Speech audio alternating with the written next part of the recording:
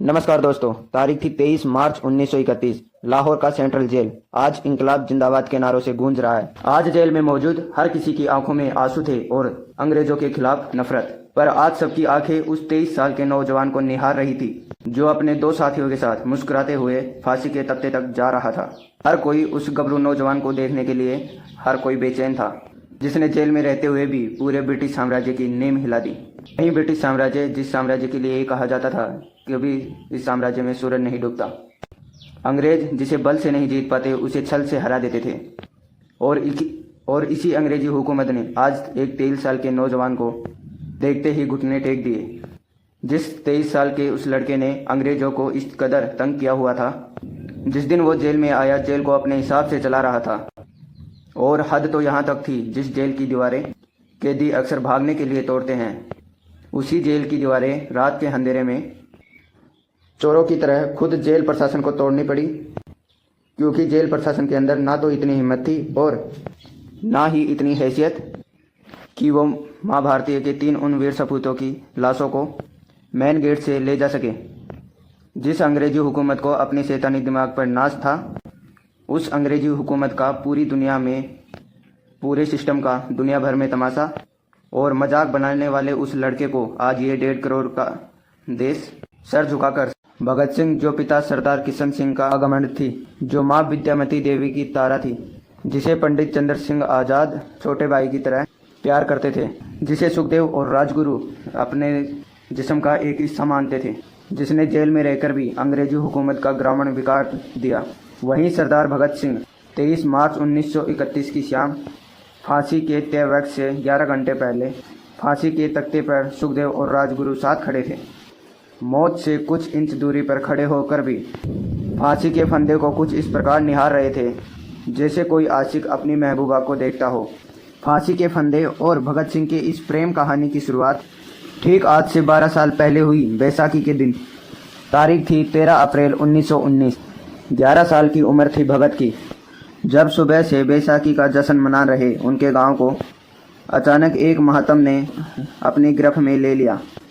पूछने पर पता चला कि घर से कुछ 40 किलोमीटर दूर जलियांवाला बाग में अंग्रेजी हुकूमत के नुमाइंदे जनरल डायर ने जुल्म सितम की सारी हदें पार कर दी।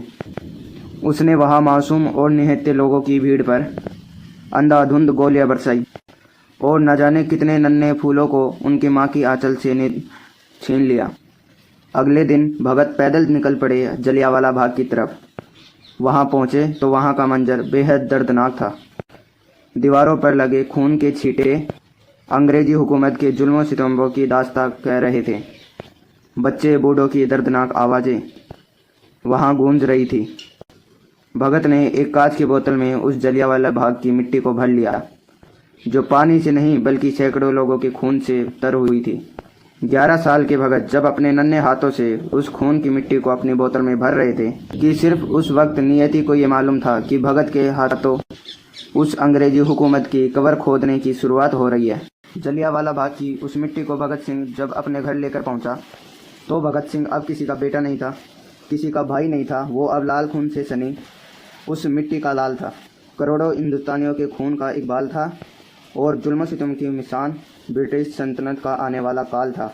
जिस दिन अंग्रेजों ने हजारों निहत्थे मासूमों को तो मार दिया, पर अनजाने में भगत सिंह नाम की ऐसी चिंगारी पैदा कर दी, जो कुछ सालों बाद पूरे देश में क्रांति की ऐसी चिंगारी भड़काने वाली थी, जिसकी लपटों में अंग्रेजी हुकूमत को खाक हो जाना था।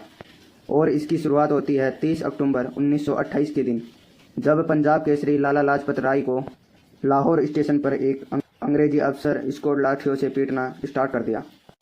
और जब तक पीटता रहा तब तक लालाजी लाहूलुहान होकर ज़मीन पर गिर नहीं गए। तब लालाजी ने अंग्रेजी हुकूमत को चेतावनी दी कि मेरी मौत अंग्रेजी ताबूत में आखिरी कील साबित होगी।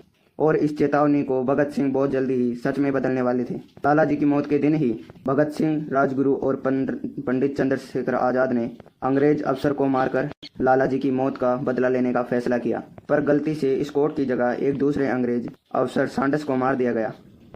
इससे ब्रिटिश हुकूमत बौखला गया और इन तीनों को लाहौर से निकलने पर रोक लगा दी गई।